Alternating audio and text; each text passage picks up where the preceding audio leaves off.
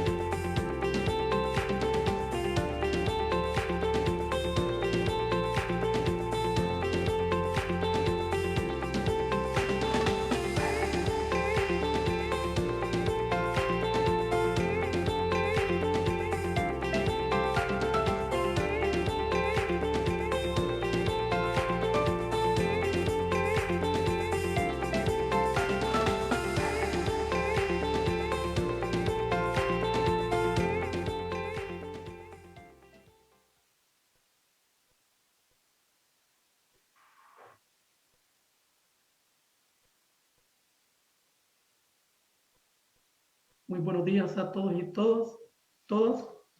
En nombre de la Universidad de Oriente Univo, el Centro de Investigación para la Democracia CIDEMO y la Agencia Internacional de Desarrollo del Gobierno de los Estados Unidos, le damos la bienvenida, agradeciendo a FUSADES por la participación en la presentación de este informe de coyuntura, en el cual se abordarán los temas de Estado de Derecho, transparencia y clima de negocios. Es una cordial bienvenida a todos y vamos a iniciar por honor al tiempo con la presentación. Y en este momento cedo la palabra al maestro Rodolfo Mejía Dietrich para que se dirija a la audiencia. Por favor, licenciado Mejía. Muy buenos días. No sé si se escucha bien, Luis. Sí, se escucha bien. Perfecto. Muy buenos días a cada uno de los presentes, estimados estudiantes de las diferentes universidades que nos siguen a través de las redes sociales, profesores, investigadores. El Centro de Investigación para la Democracia les da la más cordial bienvenida y en extensivo a nuestro invitado especial, el licenciado Joaquín Rodríguez, quien es investigador del Departamento de Estudios Legales de la Fundación Salvadoreña para el Desarrollo Social y Económico, FUSADES. Decirle, Joaquín, como lo hemos conversado en ocasiones anteriores, que este espacio de reflexión y debate del Centro de Investigación para la Democracia siempre estará abierto para ustedes, para que puedan socializar con la comunidad universitaria y a través de todas las personas que nos siguen en las redes sociales.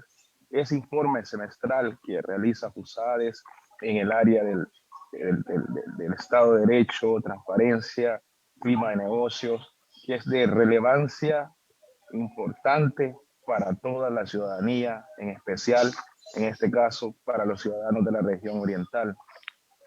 Como en ocasiones anteriores, es un honor recibirte y en esta oportunidad comentarles a cada uno de los presentes que la legitimación de esta iniciativa surge a través de la línea que nosotros tenemos en relación con el Estado de Derecho, en relación con el tema de transparencia, que son importantes para nosotros como CIDEMO poder proyectar y producir conocimiento que sea específico de la región oriental, porque buscamos como proyecto y como CIDEMO consolidar o fortalecer el sistema democrático de nuestro país. Y es así que estas alianzas importantes entre FUSADES y CIDEMO para expandir el conocimiento producido es necesaria, vital, para hacer el llamado al debate, a la reflexión y a la crítica constructiva en la situación o el contexto sociopolítico actual del país. Invitar a cada uno de los presentes a que podamos abrir nuestra mente y absorber de esta exposición magistral de la más reciente producción del informe semestral que nos trae FUSADES a cada uno de nosotros para que podamos absorber ese conocimiento en específico y conocer la situación actual que rodea al país en este escenario que tenemos tan adverso en cuanto al sistema democrático. Nuevamente, darles la más cordial bienvenida, agradecerles por su presencia y a todos los que nos siguen a través de las redes sociales a mantenerse activos, ya que vamos a estar extendiendo una constancia de participación y felicitar a Luis también por esta conexión que ha realizado y la coordinación que siempre tenemos con FUSADES, el encargado de darle seguimiento. Gracias, Luis. Y nuevamente, Joaquín, es un honor que puedas estar con nosotros. Siempre serás bienvenido para el proyecto. Siempre tendrás las casas abiertas en CIDEMO para que puedan socializar y dar a conocer ese informe de relevancia a nivel de región oriental. Un gusto nuevamente y es cuanto, licenciado Luis. Gracias. Bueno, reiterar que el Centro de Investigación para la Democracia, a través de este tipo de videoconferencias, propicia los espacios para que la ciudadanía, los estudiantes, las organizaciones de la sociedad civil cuenten con información y puedan darse cuenta en este caso, de los temas de Estado de Derecho, transparencia y clima de negocios. Antes de iniciar la presentación del currículum de cada uno de los expositores, quiero decirles que pueden formular sus preguntas a través del chat y al final de las 3 presentaciones, pues se las haremos llegar a cada uno de los expositores para que le den el debido tratamiento. Comienzo la presentación con el licenciado Oscar Pineda. Él es licenciado en Derecho, ¿verdad? Tiene estudios en Estado de Derecho y la realidad institucional en El Salvador. Es investigador del Departamento de Estudios Legales de la Fundación Salvadoreña para el Desarrollo Económico y Social, conocida como CIDEMOS. Ha realizado en esta institución varias importantes publicaciones. Además, el licenciado Pineda es profesor en la Escuela Superior de Economía y Negocios e imparte la cátedra de Introducción al Estudio de Derecho y además ha impartido cursos sobre democracia, sistemas de gobierno y la división de poderes. que son temas de relevante importante en la coyuntura del país. También posee una maestría en Derecho Constitucional de la Universidad José Matías Delgado. Es abogado y notario graduado con honores de la Escuela Superior de Economía y Negocios ESEN y además posee un título de maestría en Estado de Derechos y Democracia Constitucional por la Universidad de Génova, Italia. Es un valioso currículo que lo acompaña el licenciado Pineda. Por otra parte, la licenciada Camila Figueroa es abogada, graduada de la Escuela Superior de Economía y Negocio conocida como ESEN, cuenta con estudios complementarios en transparencia, acceso a la información, sistemas políticos, gestión pública. Actualmente, ella es investigadora del Departamento de Estudios Legales de FUSADES y tiene un enfoque bien dirigido al tema sobre acceso a la información pública. Otro tema es el fortalecimiento de las instituciones de control, lucha contra la corrupción y ética gubernamental. Ella ha participado como coautora de documentos legales en materias de transparencia, publicaciones que ha hecho FUSADES. También ha impartido talleres formativos con la participación de los jóvenes acerca de la Contraloría Social y ha coorganizado y participado en foros de promoción de transparencia y al acceso de información. Otro tema de relevante importante en la coyuntura del país, del cual toda la ciudadanía debería de estar compenetrada sobre los detalles de estos temas. El licenciado Joaquín Rodríguez posee un máster en administración de empresas y con una orientación en finanzas de ICA de FEDPADES. También el licenciado Rodríguez es abogado y notario de la República de El Salvador, es graduado de la Escuela Superior de Economía y Negocios, también él posee un diplomado sobre sistemas políticos y gestión pública de CADE FUSADES.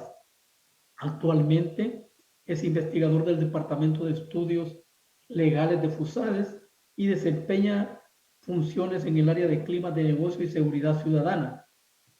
Además, incluye otros temas como la digitalización y modernización del Estado, la desburocratización y mejora regulatoria, la función pública y además labora como docente por horas clases en la ESEN. Imparte materias como Introducción al Estudio de Derecho y de Democracia y Participación Ciudadana. Como ven, los tres poseen una amplia experiencia en los temas que se van a desarrollar en esta conferencia, que están dirigidos a Estado de Derecho, transparencia y clima de negocios. En la programación iniciamos con el licenciado Oscar Pineda, quien expondrá la coyuntura, cómo está la situación de Estado de Derecho en el país. Por favor, licenciado Pineda, le dejo los micrófonos. Muchas gracias, Luis. Qué gusto poder estar con todos ustedes este día para compartir algunas ideas sobre lo que ocurre en nuestro país en cuanto a democracia y Estado de Derecho y esas palabras que de repente nos pueden sonar un poco lejanas, pero que de todas formas tienen un impacto directo en nuestras vidas todos los días y determinan mucho de las posibilidades que tenemos de formar nuestros proyectos y nuestros planes de desarrollo personal. Quiero empezar haciendo una aclaración sobre la amable lectura que Luis hacía de mi hoja de vida.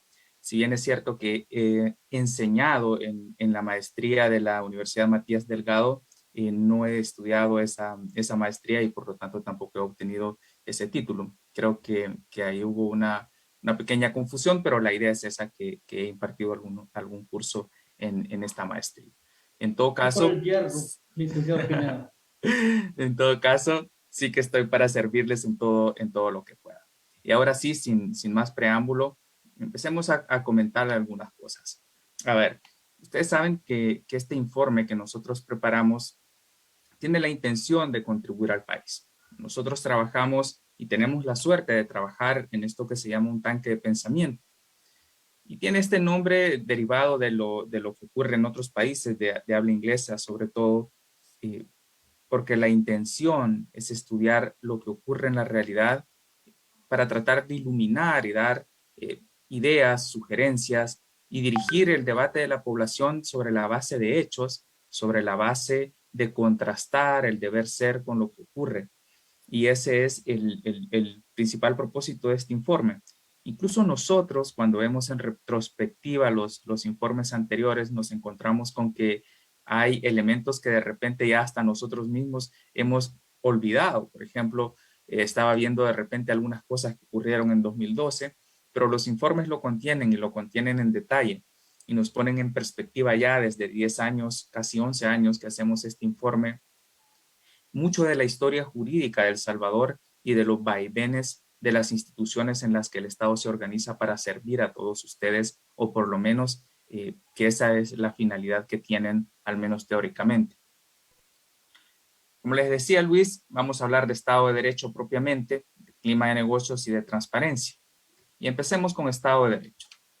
Vean ustedes que voy a empezar ahora con un concepto teórico, más bien con una propuesta teórica de Levitsky y Ziblatt, estos profesores de Harvard que han trabajado estos temas. Y esta propuesta teórica describe cómo ocurre el desmantelamiento de la democracia. La democracia se va arrancando página a página, hasta que de repente nos encontramos con gobiernos que no son responsables ante el pueblo. Y siguen en nombre del pueblo, siguen hablando en nombre del pueblo, pero ya no son responsables frente a este, porque tienen el control absoluto de las instituciones a tal grado que el pueblo ya no puede exigirles cuentas, ni siquiera cuentas políticas en las elecciones muchas veces. Y empecemos con este planteamiento. Levitsky dice que quienes pretenden desmantelar la democracia polarizan y exacerban al público, neutralizan a actores claves para la democracia.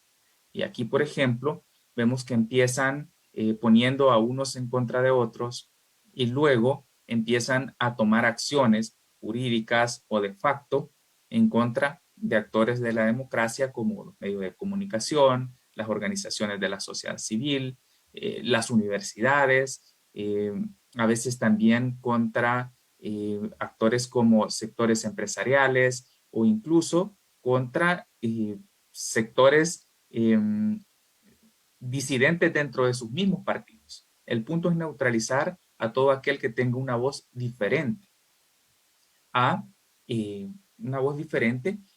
la que se pretende hacer unísona. Y vean ustedes que esto se hace normalmente con habilidad, no es que se hace de manera grotesca. Así se ha acostumbrado en el pasado, pero también las propuestas autocráticas se vuelven más sofisticadas. Y vean ustedes que, por ejemplo, no se neutraliza a todos, sino que a los importantes. Y cuando alguien les reclama, le dicen a ustedes, pero mire, yo no he neutralizado a este, pero este probablemente es alguien más pequeño o alguien que no les representa una verdadera amenaza. Entonces, todo esto se va maquillando a tal grado que ni siquiera percibimos la gravedad del asunto hasta que ya estamos muy avanzados. En segundo lugar, ponen los árbitros de su lado. ¿Y qué queremos decir con esto? Imagínense que estamos jugando un partido y de repente a ustedes les van ganando, entonces ustedes en el entretiempo van y compran al árbitro. Esa es la forma más fácil. O una forma menos fácil, van y amenazan al árbitro.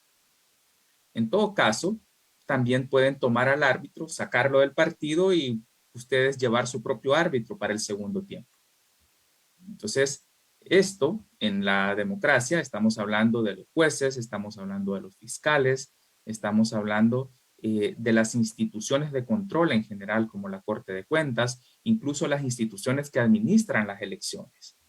Entonces, hay que poner mucha atención a lo que ocurre cuando quien está en el poder desarma los árbitros, los amenaza o los compra o los expulsa y nombra a los suyos.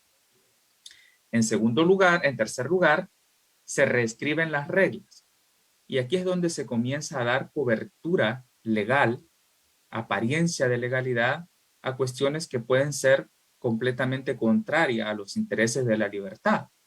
y nos encontramos con situaciones donde de repente ustedes pueden ver que se pretende reescribir la Constitución, como ocurre en nuestro país, o se pretenden cambiar muchas leyes. Y se cambian las leyes, de nuevo, cuidadosamente, de modo que parezca que sirven a propósitos loables. Les pongo un ejemplo. Esta semana se aprobó una ley que permite hacer las publicaciones que hacen, por ejemplo, los bancos, las aseguradoras, que actualmente las leyes dicen hay que hacerlas en un periódico de circulación nacional. Pero ahora se cambia de tal modo que se pueden hacer en cualquier medio electrónico siempre que ese medio pague impuestos.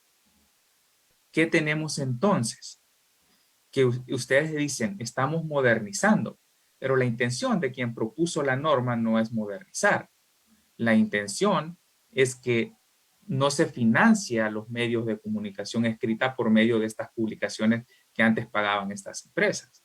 Entonces, ven ustedes que los ponen siempre en un trade-off a elegir, en una disyuntiva en la que tienen que elegir ustedes una postura sobre una cuestión que les están diciendo se hace con este propósito y no otro.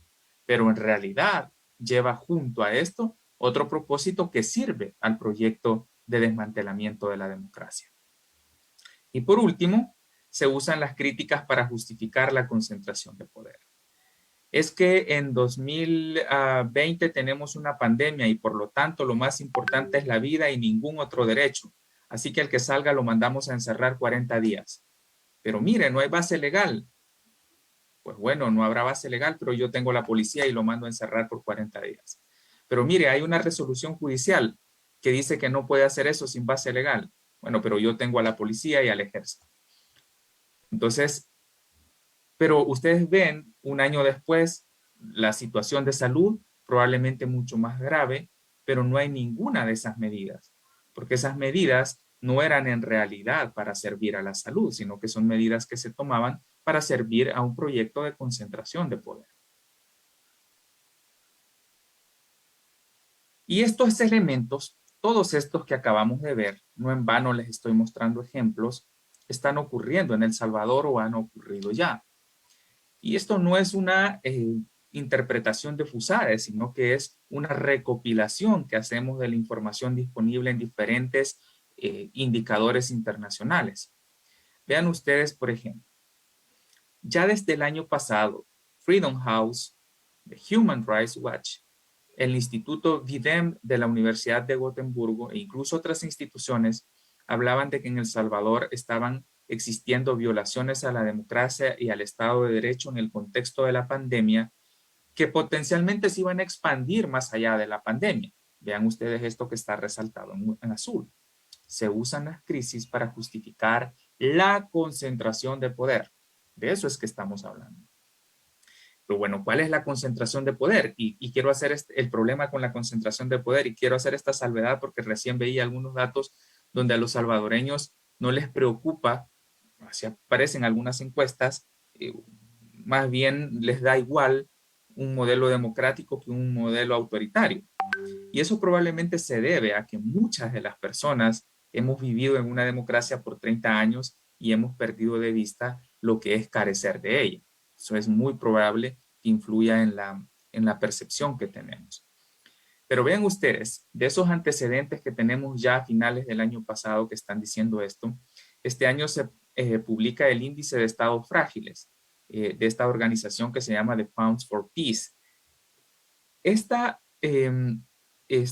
medición trata de ilustrar la sostenibilidad de los países en razón de varios factores socioeconómicos, políticos, militares, sociales, etcétera.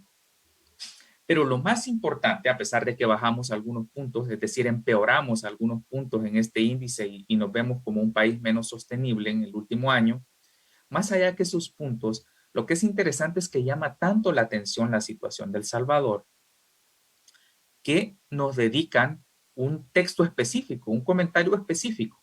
El informe no hace comentarios de todos los países, recopila información en todos los países y la presenta numéricamente, pero los análisis particulares los hace allá donde ve que hay temas importantes ocurriendo.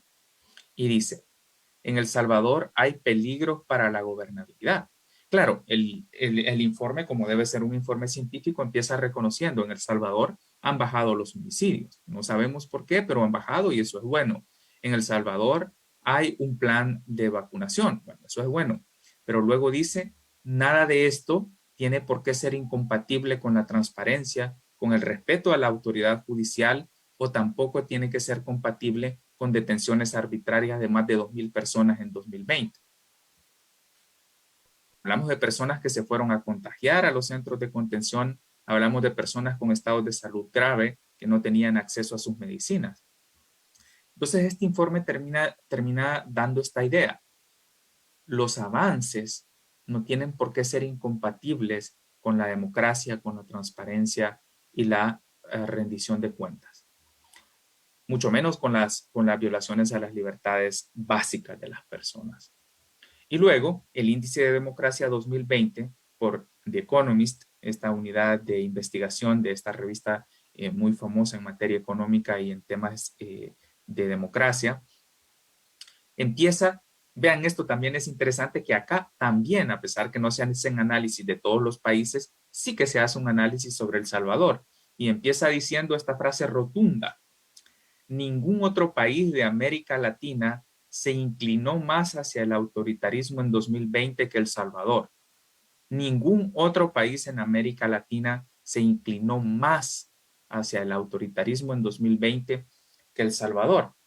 Y nos baja de categoría desde una democracia con problemas a un sistema híbrido en que el autoritarismo coexiste con algunas nociones de democracia eleccionaria. Pero vean ustedes que este índice no incluye nada de lo que ha ocurrido durante 2021, que ya vamos a ver de qué alcance y de qué magnitud. Empezando por el fin de los frenos y contrapesos. Sin matices, en El Salvador no existe separación de poderes. Y si no existe separación de poderes, no existe control sobre el poder. Cualquier discurso sobre corrupción va a ser un discurso sobre corrupción del pasado, pero no actualmente, porque no hay forma de controlar judicialmente ninguna acción del gobierno actual. Y esto no es porque la ciudadanía sí lo haya otorgado. Los frenos y contrapesos estaban garantizados desde el órgano judicial por lo menos hasta 2027, cuando la Sala de lo Constitucional terminaría sus funciones. Pero saben ustedes que el 1 de mayo, sin causas legales, y lo digo tajantemente porque en el dictamen que se dio no hay causas legales alegadas, y también en el caso del fiscal sí se alega una causa legal, pero nunca se demuestran los hechos que encajan en esa causa legal. Entonces, sin causas legales, sin debido proceso, sin escuchar a las partes, se destituye de manera totalmente inconstitucional a los magistrados, todos los magistrados de la Sala de lo Constitucional, y al fiscal general de la República. Hubo una amplia condena internacional, muchas reacciones, pero el orden constitucional sigue sin restituirse y los funcionarios que ocupan estos cargos no son funcionarios legítimos, sino producto de este golpe contra el órgano judicial. Lo anterior se combina con el proceso de elección magistrados ordinaria, porque a esta asamblea sí le correspondía elegir 5 magistrados, no los de la Sala de lo Constitucional, sino los que eligió justo a finales de agosto. De nuevo, buscando los funcionarios más leales desde las entrevistas, el tipo de preguntas que se hacía si estaban de acuerdo con el golpe contra la independencia judicial del 1 de mayo. Y por último, se manda a sacar de la carrera judicial a 1/3 de los jueces y magistrados del país, 236 si yo no mal recuerdo, alegando que tienen más de 60 años o 30 años de carrera, y en similar sentido se hace también con funcionarios de la Fiscalía. Y vean que el discurso público, y acá quiero poner a prueba sus habilidades lógicas, el discurso público es que se trata de una depuración sobre la corrupción en el órgano judicial. Ahora yo les pregunto, pregúntenselo ustedes honestamente, más allá de sus preferencias políticas, puro razonamiento. ¿Qué tiene que ver la edad con una actitud corrupta? ¿O qué tiene que ver los años de carrera con una actitud corrupta? La corrupción usted la tiene que investigar, es más, su obligación investigarla. La de la Fiscalía, por ejemplo. Pero eso supone investigar hechos y conductas de las personas. no sacar un tercio de los jueces del país sin discriminación alguna de las actitudes de las personas, sino solo en cuanto a la edad y a la edad de servicio. Y les planteo esta pregunta, porque cuando ustedes son estudiantes y son personas que están buscando conocimiento, tienen que hacerse este tipo de preguntas. Y ahora les planteo una pregunta adicional. Vean ustedes. Si tenemos esta situación en que, bajo esta excusa, se expulsa un tercio de los jueces, ¿qué es en realidad lo que se está buscando? Piensen como políticos. Ustedes lo que están buscando es 236 vacantes para llenarlas con funcionarios leales a usted y no leales a la Constitución y a la ley. Eso hay que decirlo con claridad. Usted lo que está buscando es crear espacios para poner jueces que le protejan a usted y acusen y sentencien a sus rivales. Es así. Entonces, ustedes pueden argumentar que no es así y que va a haber autocontención y que tal vez van a nombrar jueces justos. Pues no, déjenme decirles que no funcionan así las cosas. Tan es así que el decreto abre la posibilidad de dejar a algunos de los jueces que tengan estas características. ¿A criterio de quién? Pues a criterio de la Corte, que se nombró inconstitucionalmente el 1 de mayo y también a finales de agosto. Yo sé que algunos de ustedes estarán sintiendo cierta inquietud y hasta cierta incomodidad por aseveraciones tan tajantes. Pues bueno, les dejo el deber y la tarea de que reflexionen sobre esto y construyan sus argumentos y su pensamiento sobre este tipo de hechos. Estas son cosas que han ocurrido tal cual. Hagan ustedes su análisis. Por supuesto, son estudiantes con pensamiento crítico y yo les estoy compartiendo el mío. Podemos platicar al final de la presentación sobre nuestros puntos de vista. Un tema más. Finalización de la...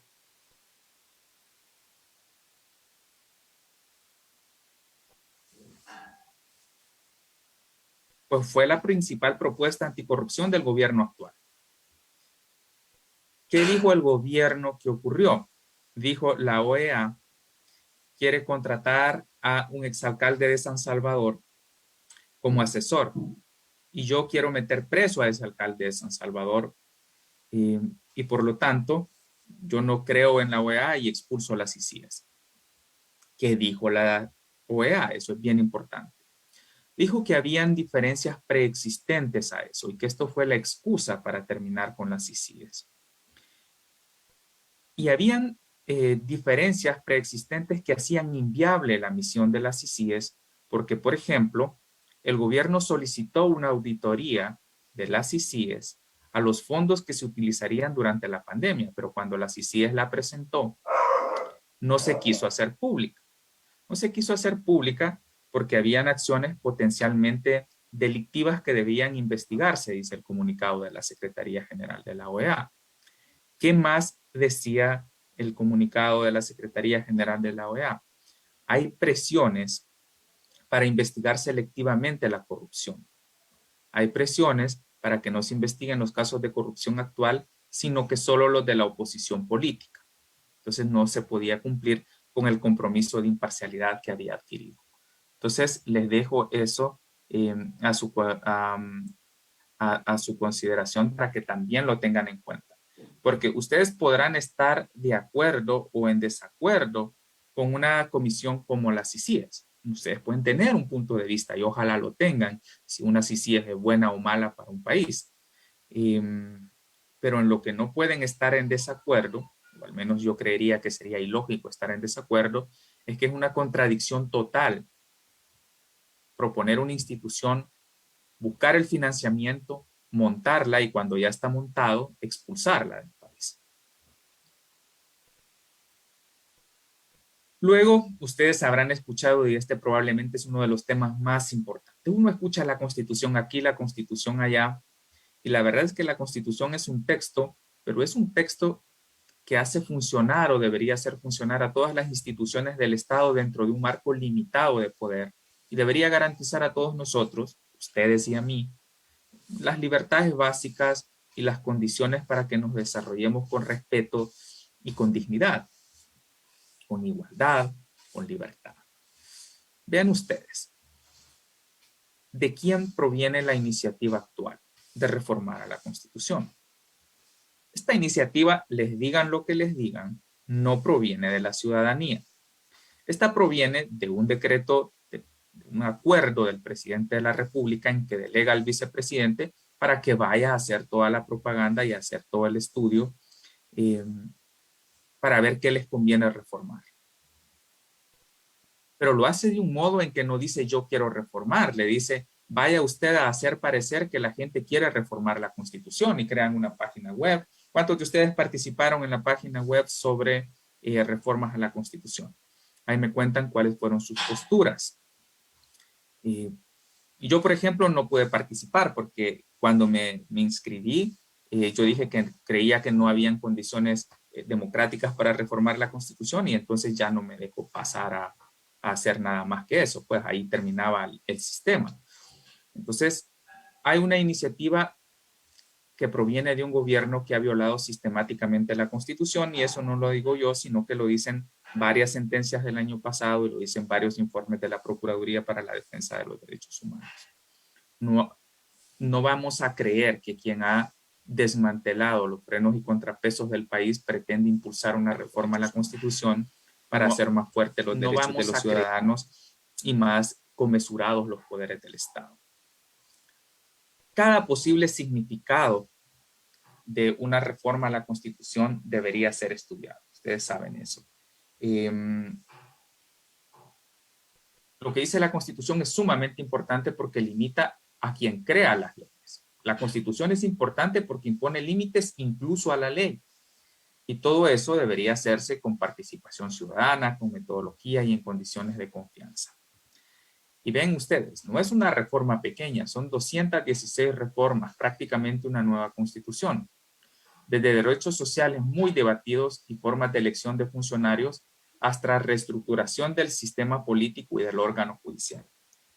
Pero eso no es lo más importante. Lo más importante es que ese papel que contiene las 16 propuestas que ha escrito el vicepresidente y un grupo que él formó, no es en realidad lo que se va a aprobar muy probablemente.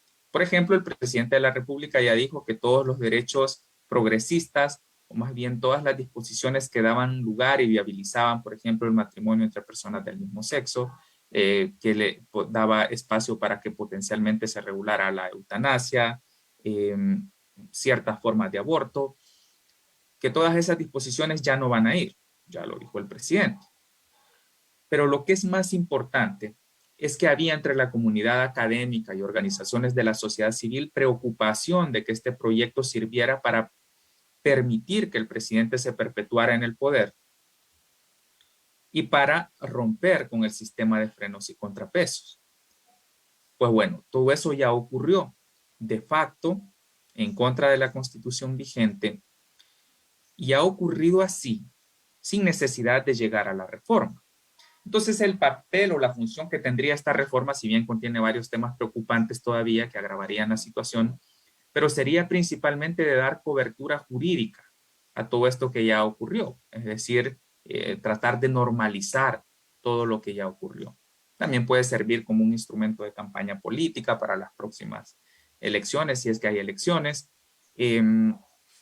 Pero lo que verdaderamente preocupa y la esencia de lo peor que puede pasar a un sistema democrático ya pasó, o sea, ya ocurrió.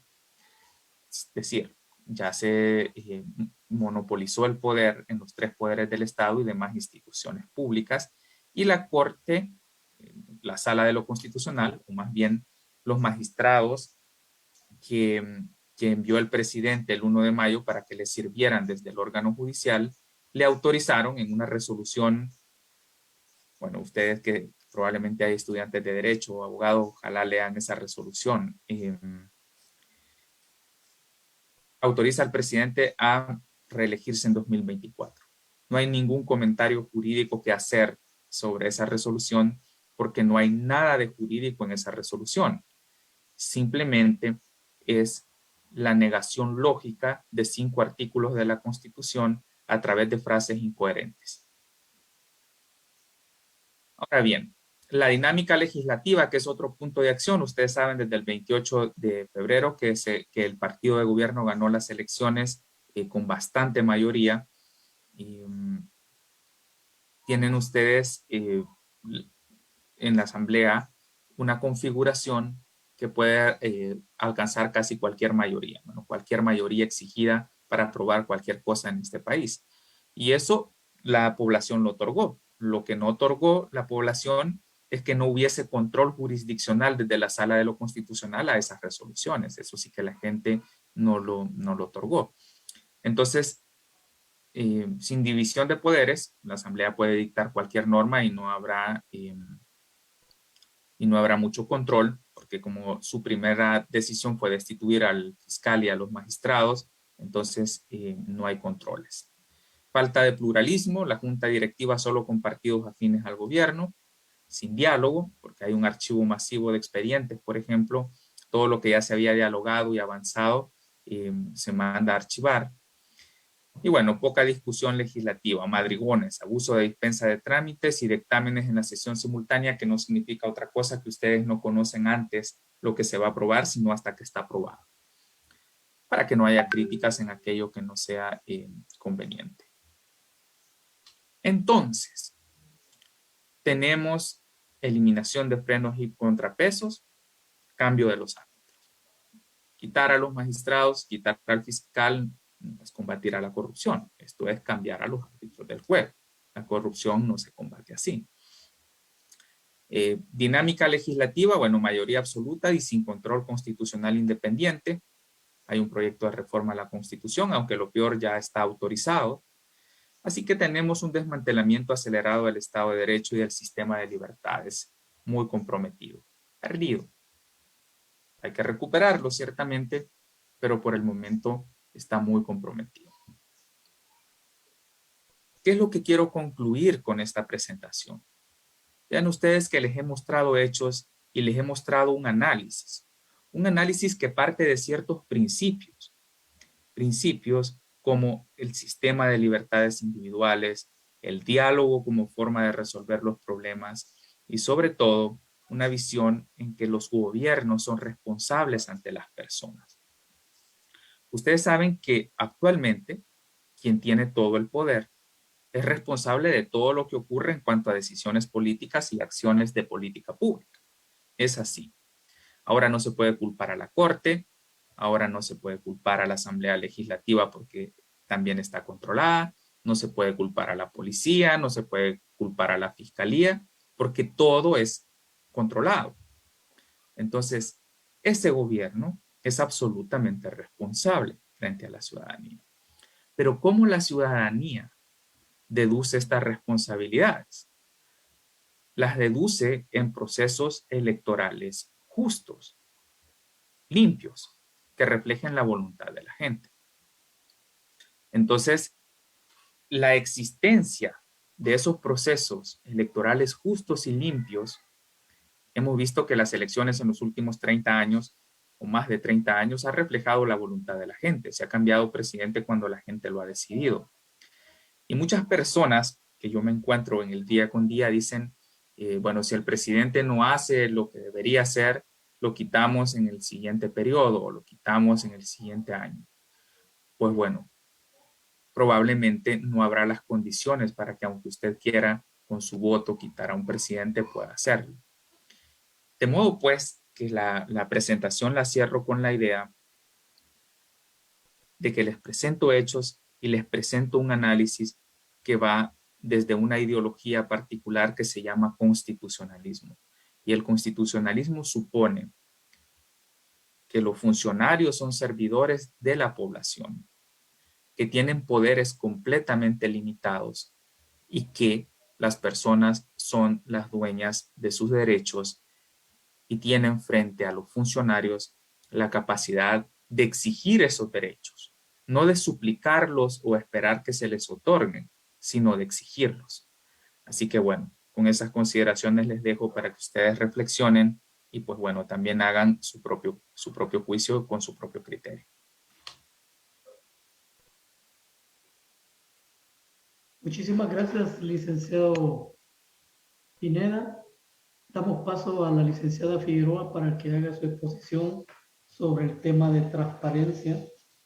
Por favor, licenciada Figueroa. Muchas gracias y muy buenos días a todos. La verdad es que estamos muy agradecidos que puedan acompañarnos en este espacio. Es muy importante hablar de estos temas que realmente nos atañen a toda la población. Y para continuar con el informe, hablaremos un poco acerca del estado de la transparencia en el marco de estos últimos meses, en el 2021. Y queremos comenzar con qué nos dicen los informes y los indicadores internacionales, cómo estamos siendo comparados en relación con otros países a nivel mundial. Y pues bueno, recordemos que a inicios del 2020, en el marco de esta pandemia por COVID-19 que tanta afectación ha traído a las personas, se tuvieron que tomar decisiones bastante aceleradas, decisiones bastante ágiles que implicaron flexibilización de procesos, facilitación de trámites y todo con el objetivo de poder afrontar de manera oportuna estos efectos que estaba causando la pandemia. Sin embargo, ¿qué pasó? Se dejó a un lado un derecho fundamental para todos y todas, y es el acceso a la información pública. Y esto lo podemos ver, por ejemplo, con este informe que presentó la Alianza Internacional por el Presupuesto, que va en torno a la brecha que existió de rendición de cuentas en las acciones iniciales por la pandemia, que evaluó a 120 países, de los cuales El Salvador se encuentra en una categoría delimitada. ¿Pero qué significa esto? Que El Salvador, junto con otros 54 países, tuvo niveles de rendición de cuentas bastante limitados y estuvo prácticamente aplazado en estos temas de transparencia al momento de afrontar la pandemia por COVID-19. Y es importante recordar que todos estos fondos, todas estas compras que se realizan, deben fiscalizarse. ¿Pero por qué? Porque estamos hablando de fondos públicos. Y preguntémonos, ¿de dónde vienen estos fondos públicos? Pues bien, de los impuestos o también de financiamiento, pero al final, ¿quiénes lo pagan? La población. Por lo tanto, la población tiene todo el derecho de exigir que sus gobernantes rindan cuentas y que además hagan un uso eficiente, transparente y adecuado de los fondos públicos, que estos vayan dirigidos directamente a beneficiar a la población. Pero esto es lo que hemos podido ver a lo largo del semestre. Hemos visto una muy baja rendición de cuentas. Además, hemos sido testigos con bastante preocupación de bastantes limitaciones al derecho de acceso a la información pública. Esto se ha visto, por ejemplo, con la falta de actualización oportuna de datos acerca de la pandemia, falta de transparencia en las compras públicas y, por supuesto, la rendición de cuentas que ha estado ausente. Esto es de suma preocupación porque al final la ciudadanía es la que se está quedando sin una herramienta clave para la lucha contra la corrupción, sin una herramienta clave para poder exigir a sus gobernantes, sin una herramienta clave para poder ejercer Contraloría Social. Y esto es preocupante, esto tiene que preocuparnos. Y vamos a ver un poco acerca de estos retrocesos en acceso a la información pública. Comenzando con lo que pues ya Oscar nos adelantaba un poco, con los árbitros. Y en el caso del acceso a la información pública, este árbitro es el Instituto de Acceso a la Información Pública. De este ente garante esperaríamos que pudiera cumplir sus funciones de manera eficiente, de manera objetiva, de manera técnica, en favor del ciudadano. Pero lejos de eso, estamos viendo elección de comisionados del Instituto de Acceso a la Información Pública que están siendo poco transparentes y que están teniendo irregularidades. Como consecuencia, se están eligiendo a personas que no cumplen con las características de independencia y de imparcialidad. Volvemos al tema de los árbitros. Nos tenemos árbitros imparciales, árbitros que van a resolver conforme a derecho. No lo estamos teniendo y este es el caso del acceso a la información pública. ¿Qué ha llevado a esto? A que estén tomando decisiones, por ejemplo, como que no se publique el informe de desempeño de los entes obligados. Este es un informe muy importante porque permite conocer a la ciudadanía todo lo que ha avanzado o que ha retrocedido pues, los distintos entes obligados en materia de acceso a la información. Qué tanta información están publicando, cómo está ese trámite de solicitudes de acceso, cómo está esa gestión documental y de archivos. Toda esta información no la estamos conociendo y no se permite tampoco saber cuáles son las oportunidades de mejora para estas instituciones. Esto ha llevado también al debilitamiento de la autonomía y de la independencia del Instituto de Acceso a la Información Pública y que nos estemos quedando sin este ente garante de la transparencia y del acceso a la información. Debemos recordar que los oficiales de información, que son quienes lideran estas unidades de acceso a la información pública en cada una de las instituciones, deben gozar de estabilidad en sus cargos laborales. Alguna remoción solo puede ser debido a un incumplimiento de sus funciones, una causa justa delimitada, pero no puede deberse a alguna cuestión arbitraria o discrecional. Son funcionarios que deben ser técnicos, que deben ser independientes y son ese canal, ese vínculo que como ciudadanía tenemos con el ente obligado. Por lo tanto, debe respetarse su estabilidad laboral. En otros temas, otros retrocesos que ha habido en cuanto al acceso a la información pública, vemos estos abusos en las declaratorias de reserva de información. Lamentablemente, esta reserva de información se está convirtiendo en la regla general, cuando debe ser la excepción. Recordemos que el principio de máxima publicidad es el que debe prevalecer en la gestión de estas instituciones públicas. La reserva debe ocurrir solo con casos debidamente fundamentados, pero vemos situaciones en las que se está reservando información de alto interés para la ciudadanía, que debe conocer. La población debe estar enterada de cómo se están comprando las vacunas contra el COVID-19, cuál es ese plan nacional de despliegue de vacunación, cuál es el plan nacional de salud, habiendo una pandemia y habiendo una situación que está afectando gravemente a la salud de las personas, cuáles son las medidas, cuál es el plan que se va a seguir. Esto no se conoce. También, y regresando al tema de los fondos públicos, es importante conocer cuáles son los itinerarios de los vuelos de misiones oficiales que se están realizando, por ejemplo, en la Asamblea Legislativa. Todo el tema de compras públicas, si las compras públicas se están haciendo de manera eficiente, transparente, si se están eligiendo a las mejores ofertas, a las que mejor satisfagan a la población. Y también el tema de las elecciones de segundo grado. Debemos conocer quiénes van a ser nuestros árbitros y si a estos árbitros y a estos defensores se están eligiendo conforme a derecho, conforme a criterios establecidos, si se están eligiendo no solo a las personas que cumplen los requisitos básicos, sino a quienes cumplen el mejor perfil.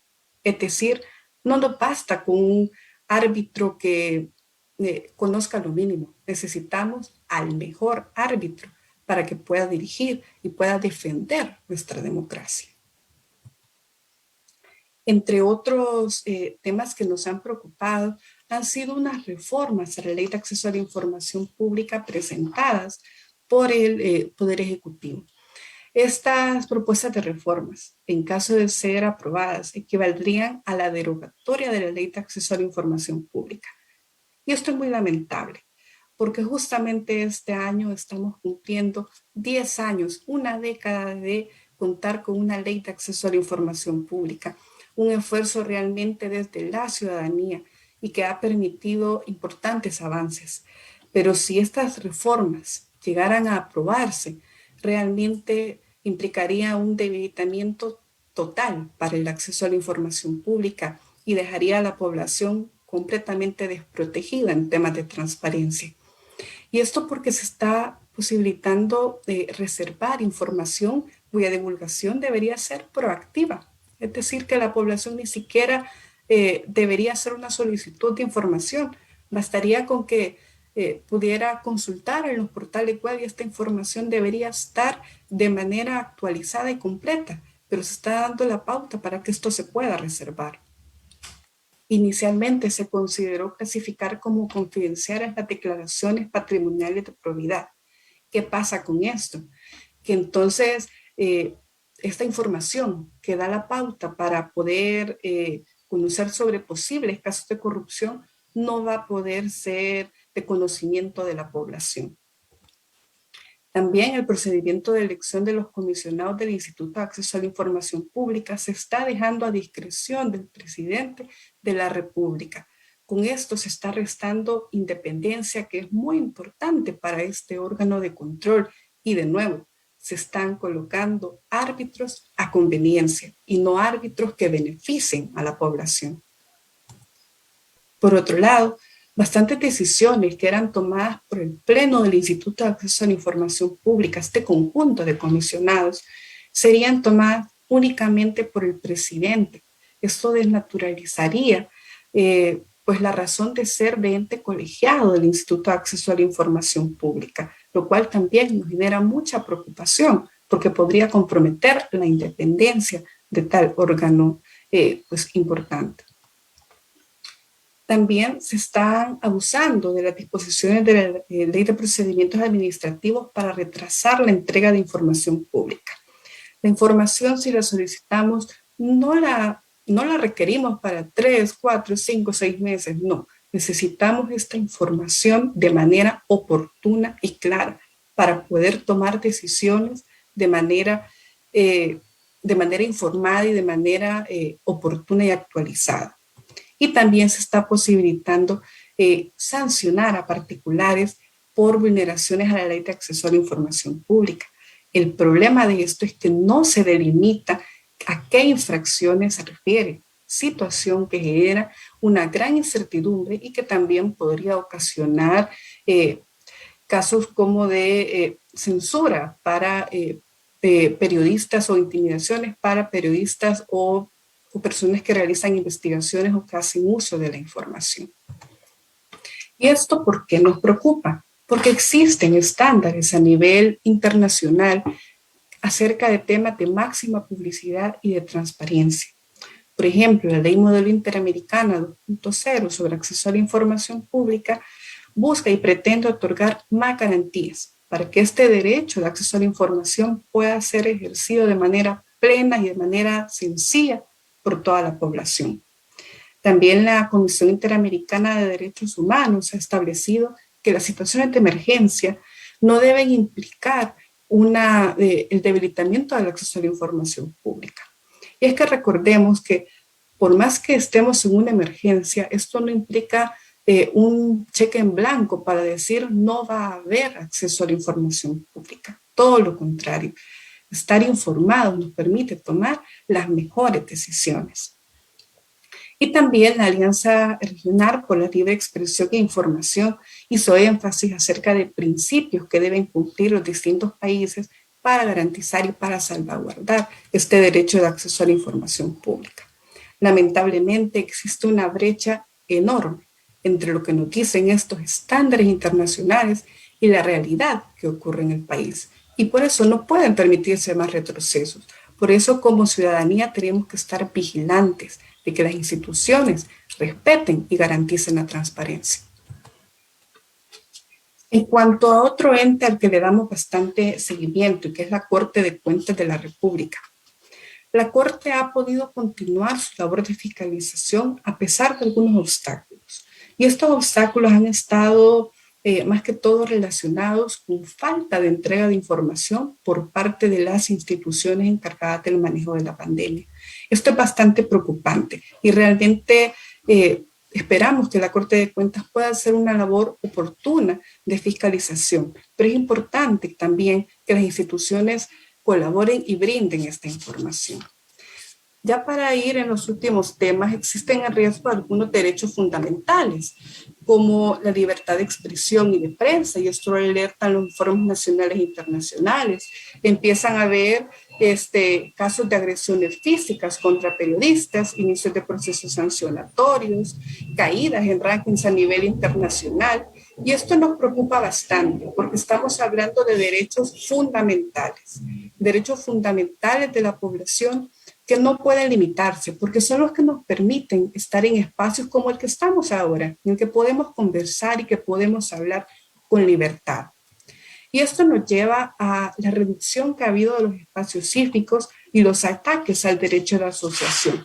Debe recordarse que estos derechos son de bastante relevancia, que no pueden permitirse vulneraciones a estos derechos que nos permiten reunirnos como población, que nos permiten expresar libremente nuestras ideas.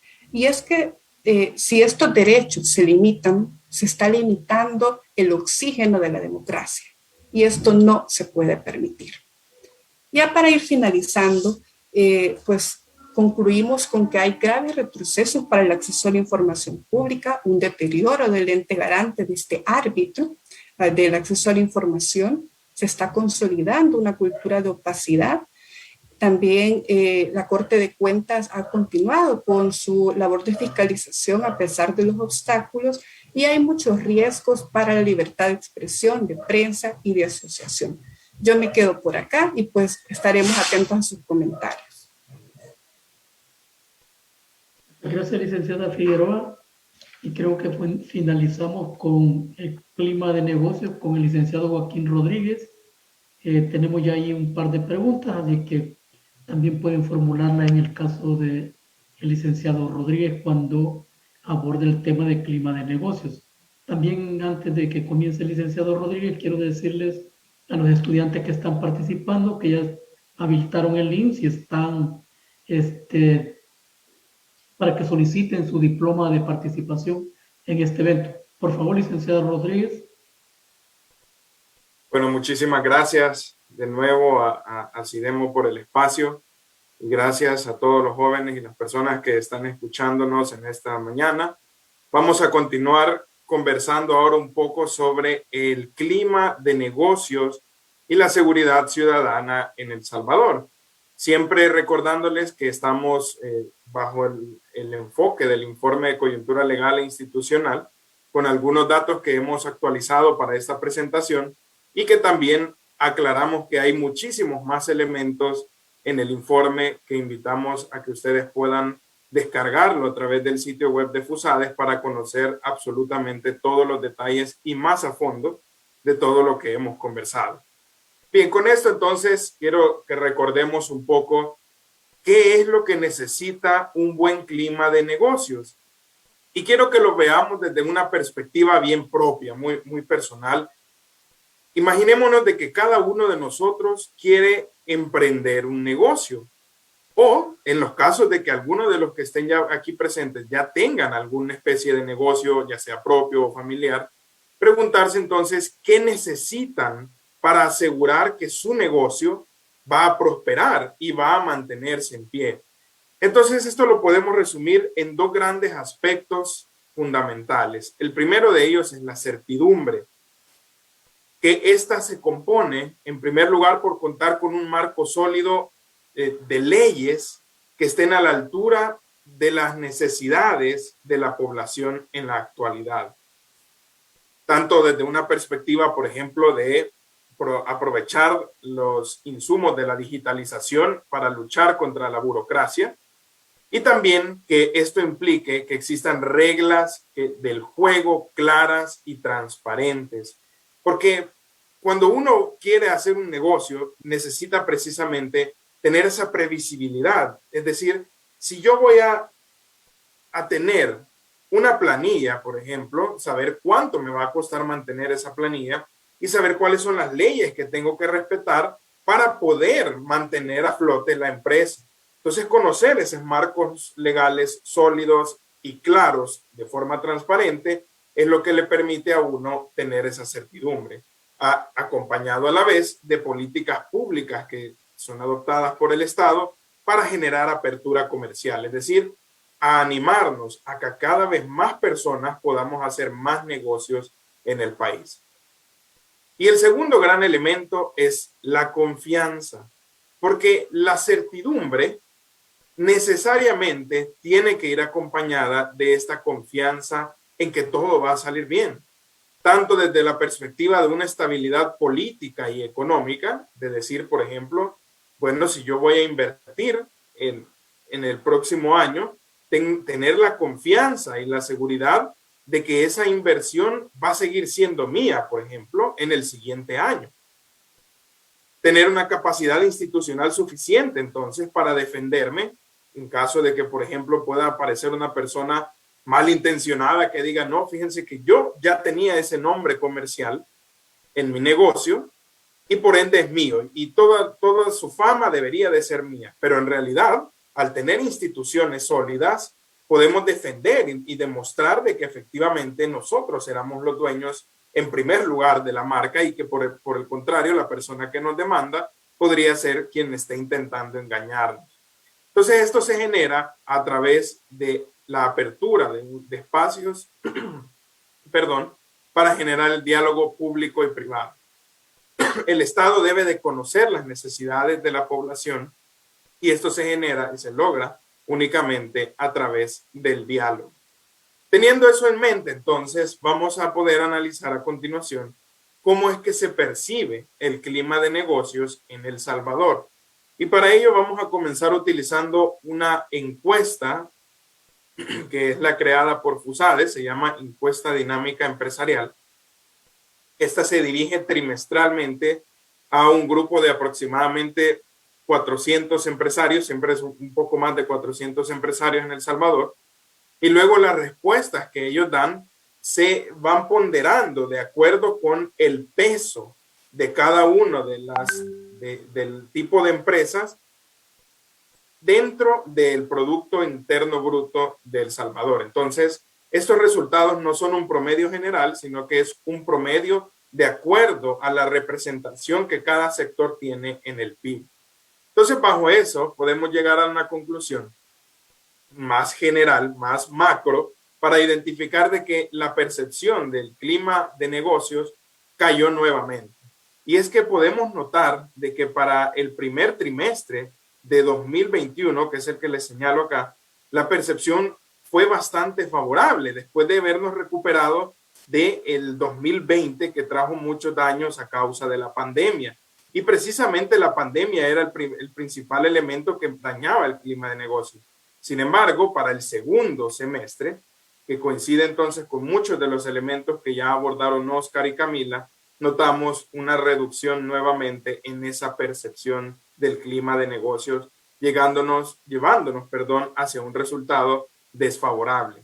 Entonces, a los empresarios que contestaron de que lo perciben favorable, siendo en este caso el 31.76% de los encuestados promediados de acuerdo con su representación en el PIB, ellos lograron identificar tres principales elementos que estaban minando el clima de negocios para el segundo trimestre de 2021.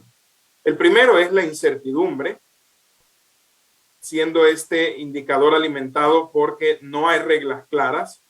En segundo lugar, porque la ley Bitcoin les generaba más preguntas que respuestas. Y en tercer lugar, que en general el país estaba viviendo mucha incertidumbre política en ese trimestre. El otro aspecto que mencionaron es la inseguridad jurídica. Y esto se alimentaba principalmente de los elementos que ya estuvo desarrollando Oscar en el eje de Estado de Derecho. Y vemos entonces que todas esas situaciones tienen una repercusión directa en el clima de negocios y dificultan así entonces que podamos generar crecimiento y desarrollo económico y social en general. Y el tercer punto, pues, siguen reportando de que existe una baja actividad económica en general, en gran parte también relacionado por los efectos todavía de la pandemia por COVID-19. Entonces vamos a enfocarnos a hablar principalmente de la incertidumbre y debemos de preguntarnos, ¿qué es lo que durante el primer semestre de 2021 ha provocado incertidumbre en el clima de negocios? Y comenzamos hablando entonces de un tema que ha tenido mucha relevancia nacional y es justamente la ley Bitcoin. Porque consideramos de que ha provocado mucha incertidumbre tanto jurídica como económica por varias razones, y esto es lo que vamos a comentar a continuación. Vean, en primer lugar tenemos que dejar claro que FUSADES no está en contra del uso del Bitcoin ni de ningún otro tipo de criptomoneda. Al final de cuentas, la libertad económica y la libertad de contratación es crucial para que exista un pleno desarrollo económico y social en el país. Sin embargo, sí debemos de recalcar que la forma en que se ha adoptado la ley Bitcoin es, a nuestro juicio, contraria a la Constitución de la República. Y esto se debe principalmente a dos elementos. Veamos bien. El primero, tenemos que recordar que nuestra Constitución es de 1983 y por lo tanto, si sabemos que las criptomonedas surgieron alrededor del año 2009, la gran pregunta es si realmente el constituyente pudo pensar en la existencia de una criptomoneda al emitir la Constitución. Pues lógicamente es que no. Y por ende, notamos de que el Bitcoin no cabe dentro de la definición de moneda tradicional que adopta la Constitución, ya sea ni de forma nacional ni de forma extranjera. ¿Por qué? Porque el Bitcoin en realidad es un activo virtual, no tiene ningún soporte físico, sino que depende únicamente de sistemas informáticos a través de la cadena de bloques, y que esto a la vez está descentralizado. Es decir, no hay ningún estado ni ningún banco central de ningún país velando por su estabilidad ni por su mantenimiento o circulación en el mundo. Entonces, bajo esta primera premisa, vemos de que la Asamblea Legislativa no tenía la potestad constitucional para adoptar el Bitcoin como una moneda de curso legal. Contrario sería que habláramos de que dijeran se regula el Bitcoin para su uso dentro de la sociedad como una forma válida de pago, pero sin reconocerla como una moneda de curso legal y sujeta obviamente, por ende, a la voluntad de las personas para aceptarla como modo de pago. Y eso nos lleva precisamente al segundo aspecto de la inconstitucionalidad que consideramos. Y es que a pesar de que múltiples funcionarios han dicho públicamente de que la ley Bitcoin no impone la obligación de utilizar el Bitcoin, pues la verdad es que eso no es cierto. ¿Por qué? Porque la ley claramente establece que los agentes económicos, y ojo, agentes económicos es un término muchísimo más amplio que comerciantes, los agentes económicos están obligados a aceptar el Bitcoin como forma de pago cuando así les sea ofrecido unilateralmente por quien va a comprar o adquirir un bien o servicio que estas personas ofrecen. Entonces, se podría pensar, bueno, no es obligatorio porque ahorita no existen sanciones. La Defensoría del Consumidor, por ejemplo, no podría venir a poner ninguna multa porque hay un establecimiento que no desea aceptar Bitcoin. Pero ¿qué pasa si escalamos este caso a algo más grande? Como por ejemplo que ustedes decidan comprar o vender un auto. En este caso ustedes van a vender un auto o algo de ustedes. Un televisor, por ejemplo. Y entonces la persona a la cual le van a vender, ustedes no son comerciantes, no se dedican a realizar esas ventas, pero por ser agentes económicos que están buscando realizar esta actividad económica, cuando les sea ofrecido el pago en Bitcoin, estarían obligados a aceptarlo. Entonces, tomando el ejemplo del carro, por ejemplo, como caso, si ustedes no aceptan, el comprador podría con toda potestad ir ante un tribunal y demandarlos para que ustedes acepten realizar la venta y recibir el Bitcoin en forma de pago. Que hay métodos, por supuesto, para obtener una conversión automática, claro, pero el problema es que estamos limitando entonces esa libertad de contratación y que las partes, antes de decidir si realizan un contrato, ya está delimitado que si uno ofrece Bitcoin, así deberá de realizarse entonces el contrato. Y eso es precisamente inconstitucional. El segundo aspecto es que ya se ha dicho en varias ocasiones que la ley Bitcoin causa incertidumbre jurídica porque fue aprobada de forma inconsulta, es insuficiente análisis, y que a la fecha, aún después de haber entrado en vigencia la ley, ya hace exactamente un mes, de que ya se conocen ciertos efectos también, por ejemplo, del archivo wallet y de los cajeros, persisten muchas preocupaciones sobre el lavado de dinero, la forma en que se van a trazar las operaciones, cómo se van a recaudar impuestos, y que a la fecha siguen siendo preguntas que no tienen respuesta. Actualmente la normativa lo que dice es que los que presenten servicios de uso de criptomonedas deberán de encargarse de implementar reglas contra el lavado de dinero y las reglas de la GAFI, que es precisamente el encargado de determinar los lineamientos para evitar el lavado de dinero. Pero la gran pregunta es, ¿y cuáles son esos lineamientos que deben de adoptarse? Y ahí es donde reside precisamente la incertidumbre jurídica. Y en el otro aspecto es la inconveniencia económica, debido a que, como ya mencionamos, es un activo virtual descentralizado y esto lo lleva a que sea muy volátil. Por ejemplo, lo notamos cuando recién entró en vigencia la ley, hubo una caída drástica del precio del Bitcoin y que ahora pues ha vuelto a recuperar su precio e incluso a superarlo. El gran beneficio de esto, obviamente, es para todas las personas que ya tengan el conocimiento, que hayan decidido guardar sus Bitcoin y que ahora pueden venderlos a un precio más alto. Pero ¿qué hay entonces del uso cotidiano de esto como forma de pago? En donde, por ejemplo, si yo recibo un salario mínimo y lo recibo a través de Bitcoin, al final del mes hubiese tenido menos dinero que lo que recibí al inicio del mes, aunque si lo hubiese logrado guardar, ahora ya tuviera más. Pero el punto es, realmente se pudiera haber esperado ese mes con ese salario mínimo ahí guardado para que subiera el precio, lo dudo muchísimo.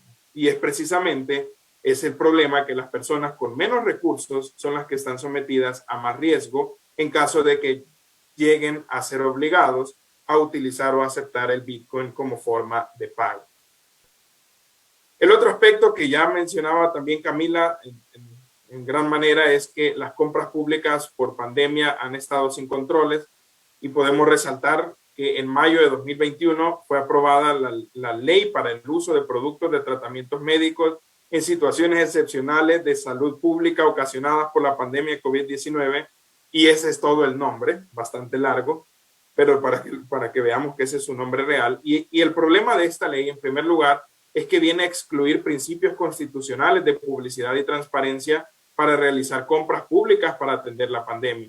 Como FUSADES hemos sido enfáticos y lo hemos mencionado muchísimo en que la atención a una catástrofe nacional que requiere urgencia no es sinónimo de falta de transparencia. No por atender la emergencia se va a dejar de ser transparente, sino por el contrario. La transparencia es lo que garantiza que pueda atenderse precisamente la emergencia, porque así sabemos que los fondos públicos no son desviados de ninguna manera. Otro aspecto importante es que esta ley viene a otorgar cierta inmunidad para algunas personas relacionadas con el uso de los productos para tratar la pandemia, en tal sentido que, salvo ciertas excepciones, si una persona sufre daños por alguno de estos tratamientos, pues no podrá acudir a la justicia para recibir su respectiva indemnización y apoyo. Y otro punto muy importante es que la misma, bajo la excusa de ser de orden público, se le pretende dar efectos retroactivos para validar posibles contrataciones que se hayan realizado antes de la entrada en vigencia de esta ley, al margen de la LACAP, es decir, la Ley de Adquisiciones y Contrataciones de la Administración Pública, por lo cual, si no se respetó la LACAP, sabríamos que las contrataciones fueron ilegales y deberían de tener consecuencias, pero con esta ley básicamente se da como una especie de amnistía para posibles actos de corrupción que hayan ocurrido antes de su entrada en vigencia. El otro aspecto a desarrollar también es que durante el primer semestre hubo un leve incremento en los homicidios y en los desaparecidos, pero también hay que resaltar que sigue siendo un tema, o más bien una cifra bastante baja, especialmente en compararla con años anteriores, como podemos ver en esta gráfica. En el caso de los homicidios, para el primer semestre se reportaron 618 por la Fiscalía General de la República, que es un 4% más que en el primer semestre de 2020, pero 59% menos que en el primer semestre de 2019. Similar ha ocurrido con las desapariciones, solo que en este caso, según la FGR, ellos reportaron muchísimos casos menos para el primer semestre de 2020, por lo que en este semestre hubo un incremento del 192%, pero sigue siendo también bajo en comparación de 2019. Y hay que recalcar que la PNC tiene datos muy diferentes a estos, en donde incluso ahí, según la PNC, para 2021 sí hubo una reducción en comparación con 2020.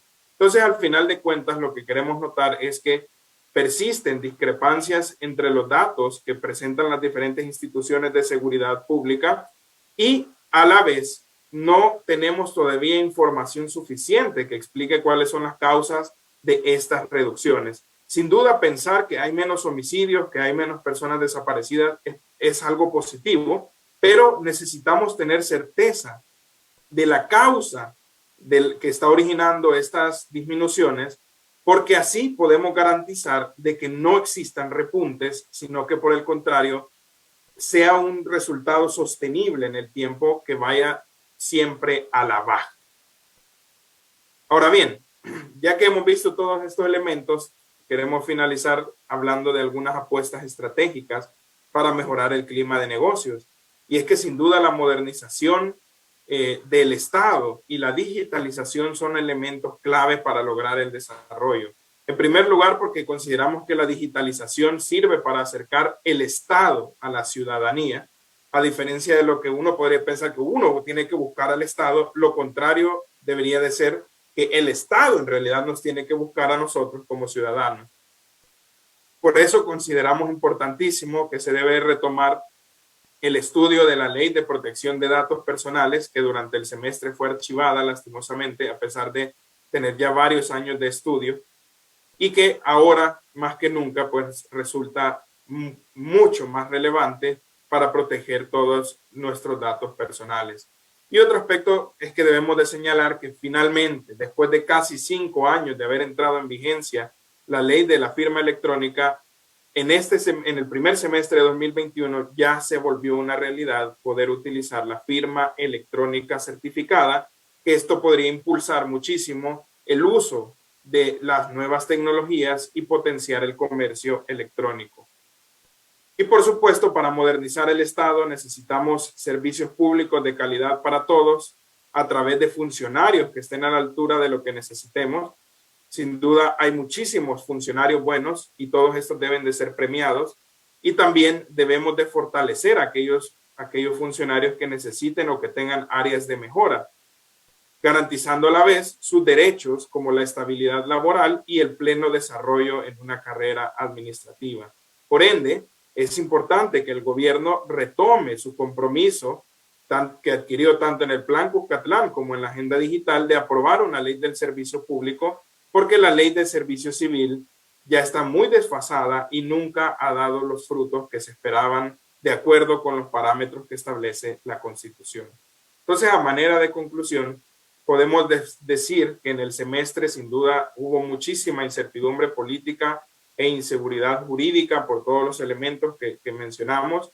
Debe de recuperarse esta confianza a través del diálogo público y privado. Es importante que apostemos por la digitalización y aprovechemos los marcos jurídicos vigentes y que se impulsen otros que aún están faltando, como la Ley de Protección de Datos Personales y la Ley de Servicio Público. Y sin duda, otro aspecto es que la ley Bitcoin, por su obligatoriedad al adoptarse como moneda de curso legal, está causando mucha inseguridad jurídica. Prueba de ello es que también en una encuesta recientemente publicada de FUSADE, de hecho ayer se publicaron los resultados de esto, vemos de que los empresarios menos del 8% de sus operaciones se han realizado en Bitcoin. Y esto nos deja muy claro entonces que existe mucha desconfianza, y a diferencia entonces de que puedan existir muchas personas descargando la aplicación, para utilizar el Bitcoin en El Salvador, la verdad es que no se ha estado utilizando para las transacciones comerciales, sino que ha quedado únicamente en una primera fase de descarga, más no de su mayor utilización.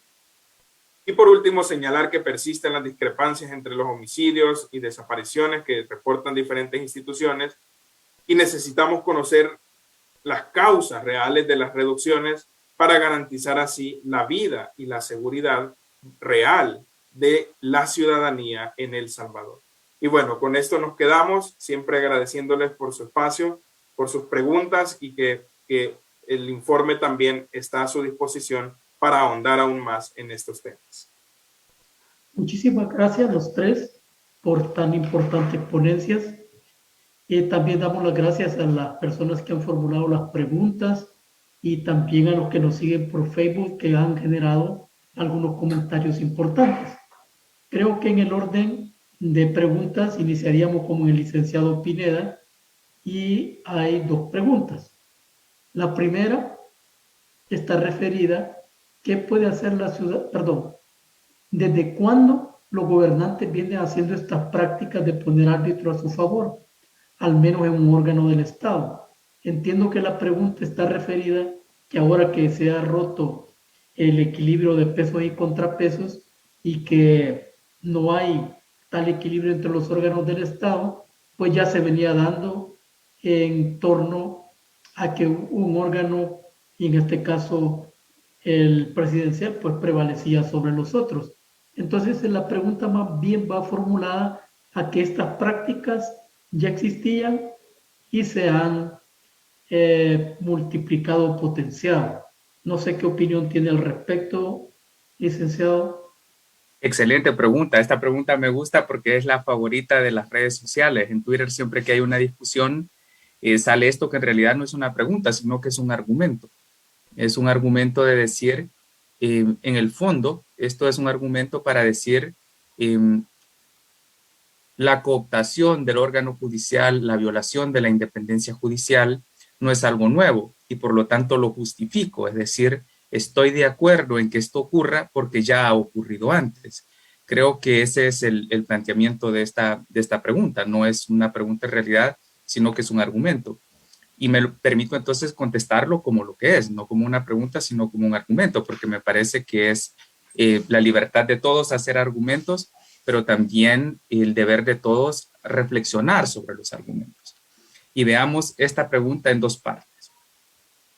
En primer lugar, nunca, desde la historia democrática reciente de El Salvador, y pongamos como punto de partida la Constitución de 1983, se había destituido inconstitucionalmente a los magistrados de la Corte Suprema de Justicia.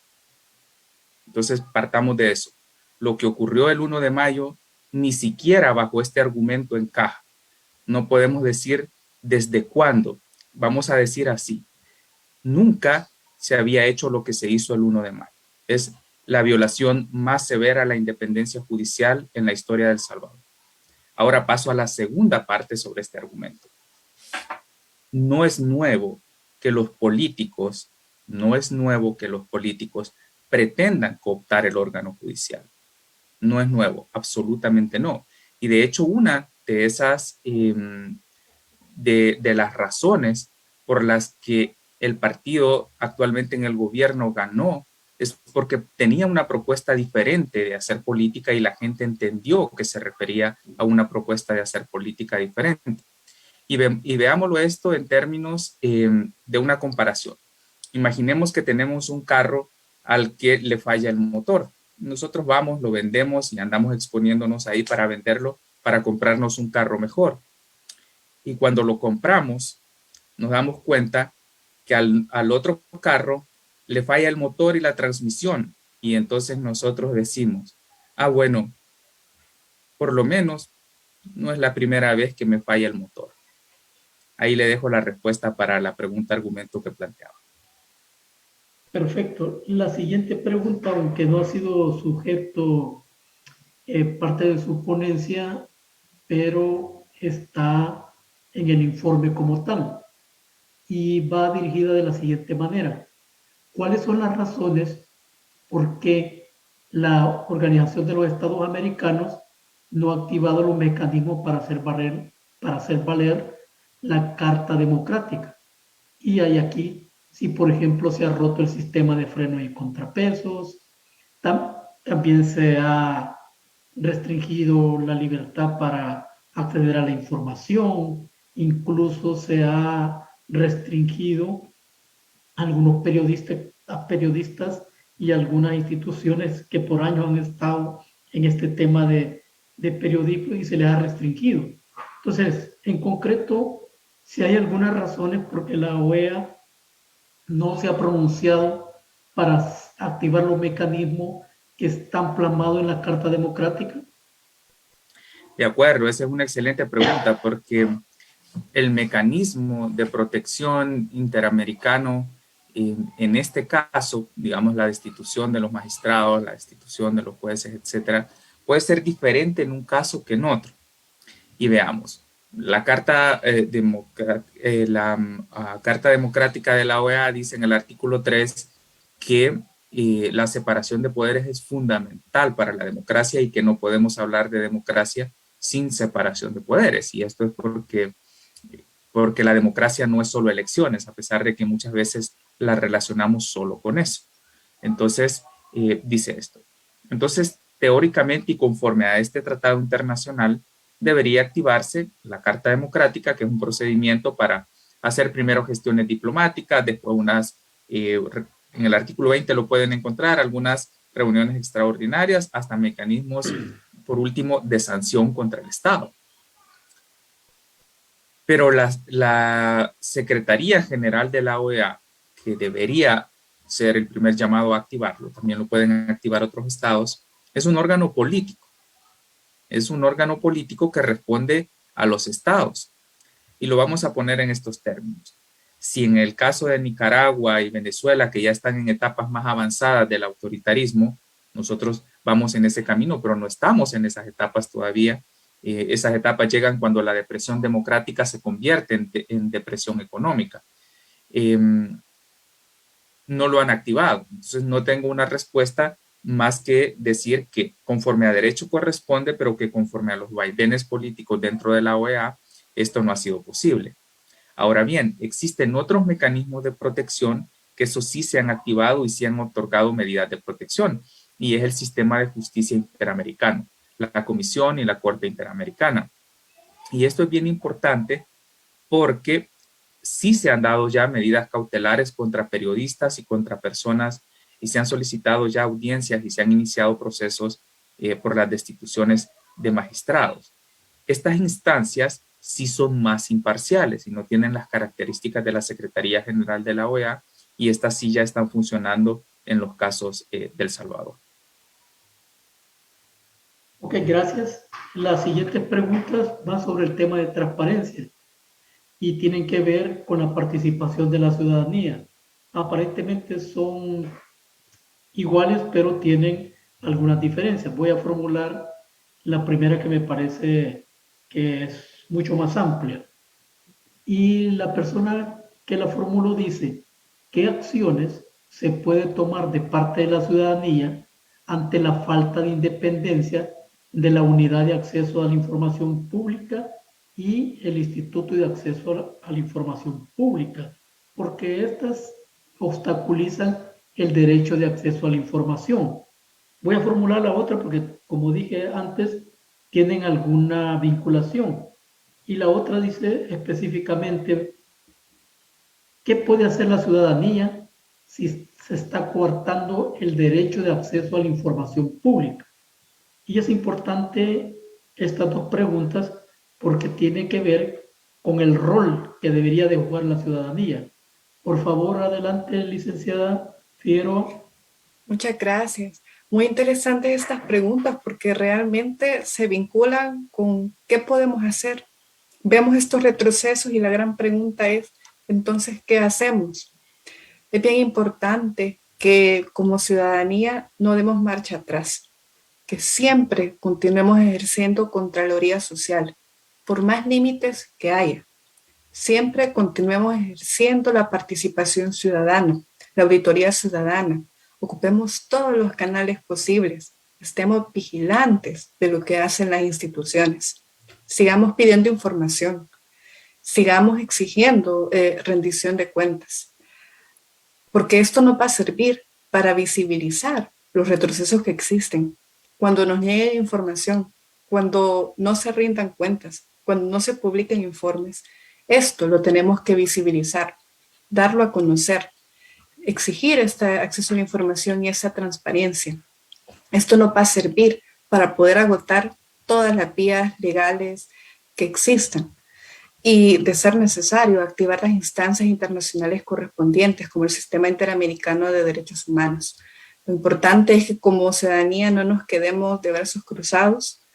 De nosotros depende que esta democracia y que este acceso a la información pública se respeten. Debemos exigir realmente este derecho que nos pertenece a todos y debemos continuar con cada canal, con cada vía que tengamos. Esto es bien importante, que siempre tengamos un rol bastante activo, un rol bastante protagónico, porque nosotros somos una pieza fundamental para el fortalecimiento de la democracia.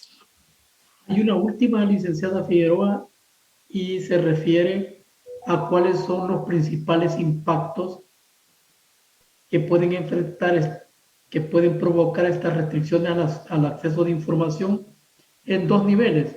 Uno en la cultura de participación de la ciudadanía y la otra en la credibilidad de las instituciones. Muchas gracias. Sobre este punto, realmente quien se ve más perjudicado es el ciudadano. Al no haber información, quien se ve más perjudicado es la población, porque se le limita la posibilidad de conocer datos sobre cuestiones que realmente son de gran importancia. Por ejemplo, en el marco de la pandemia y al haber tantos casos que se están empeorando, a todos nos interesa saber cuántas camas hay disponibles en los hospitales. Si nos llegamos a enfermar, ¿habrá una cama en la que podremos estar y nos podrán atender? Esa es como una pregunta que nos hacemos. ¿Hay suficientes vacunas? ¿Cuánto se ha gastado en estas vacunas? Qué sé yo, los hospitales cuentan con toda la capacidad instalada. Se está haciendo un buen uso de los fondos públicos. Esta es como la gran pregunta que nos hacemos. ¿Cuál es este impacto que tenemos? Si se están orientando fondos para proyectos en favor de la educación, en favor de las personas más vulnerables, si los beneficios sociales se están orientando a quienes se deben orientar.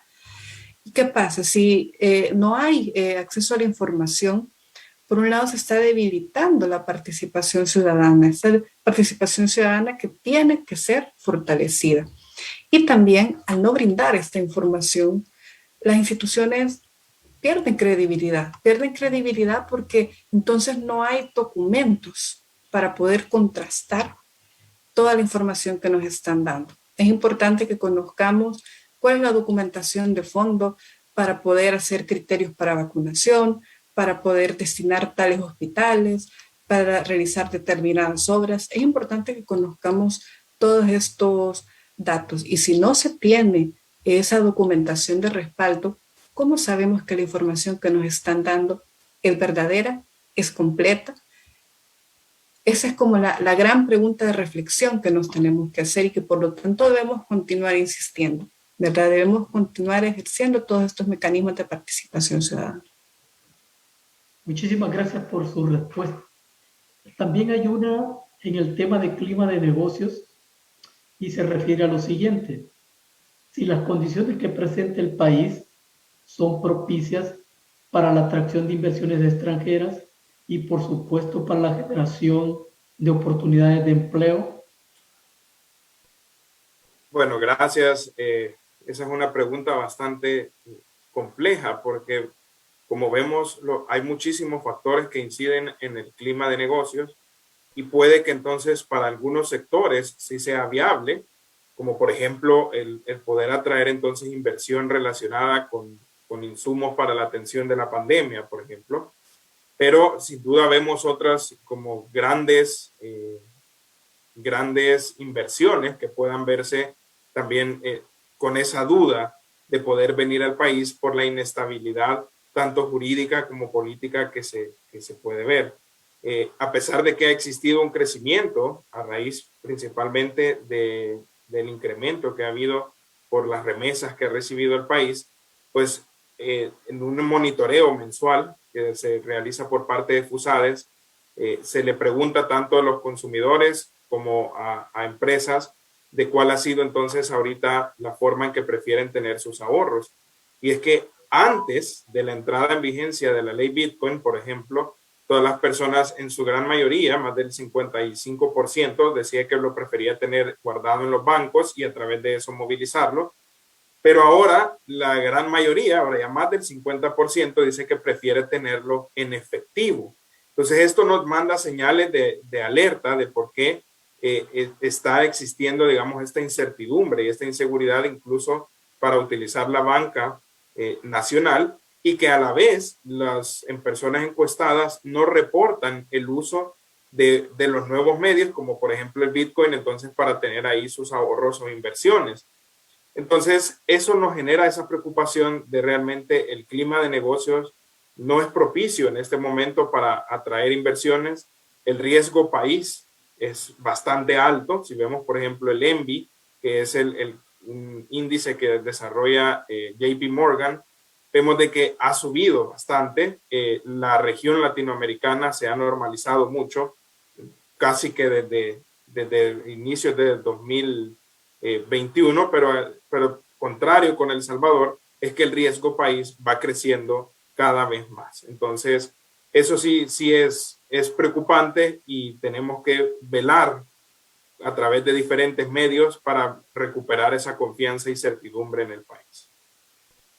Muchas gracias, Joaquín. Externo los agradecimientos de parte del CIDEMO a cada uno de ustedes por tan importantes datos e información que han proporcionado a los participantes. De parte a ellos, muchas gracias por quedarse hasta el final.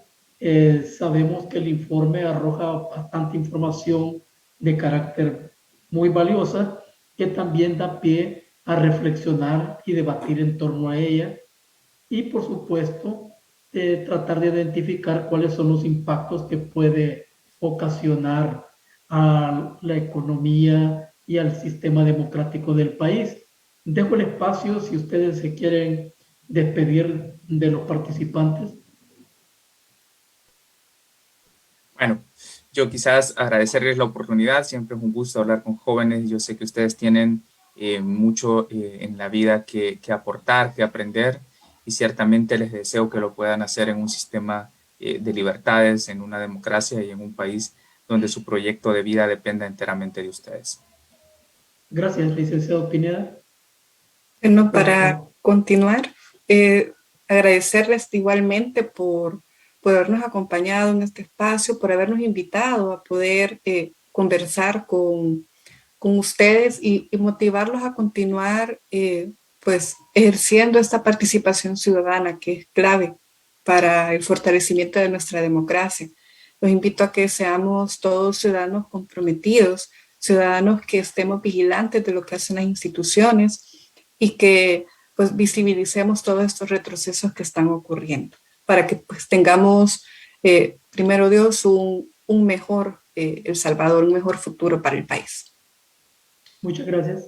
Adelante, Joaquín. Bueno, muchas gracias a todos por su participación. Su presencia en foros como esta es una forma de ejercer Contraloría Ciudadana y de participar también como ciudadanos, porque ustedes obtienen información y les permite ver otra perspectiva a la que pueda presentarse, por ejemplo, por medios o por las instituciones del Estado, para que puedan tomar ustedes ya decisiones propias y de forma ya totalmente informada. Así es que muchas gracias a todos y quedamos siempre a su disposición para lo que podamos apoyarles. Muchísimas gracias nuevamente. Creo que estamos con la apertura del caso cuando presenten el segundo informe del segundo semestre de este año. Estamos anuentes para presentarlos y también finalizar diciendo de que el CIDEMO ha hecho 2 convocatorias sobre propuestas de investigación precisamente sobre los temas que hemos estado exponiendo y debatiendo en este día. La primera convocatoria está dirigida al Estado de Derecho y reforma judicial, que son dos temas importantes de actualidad y que tienen mucho peso en la coyuntura del país. Luego, una segunda llamado para las investigaciones está el tema de transparencia y participación ciudadana. Estas bases de competencias las pueden encontrar en nuestro sitio web del CIDEMO y a través de Facebook. Pueden constatar cuáles son las condiciones y la presentación de sus propuestas vence el 15 de octubre. De nuevo, muy agradecido por que han estado hasta el final y creemos, como dije hace un momento, que estos aportes valiosos que arroja el informe son materia prima para debatirlos, para dialogarlos, para compartirlos, incluso de profundizarlos para, como dijo Camila, tengamos un mejor El Salvador. Así que muchísimas gracias, buen provecho y pasen una feliz tarde.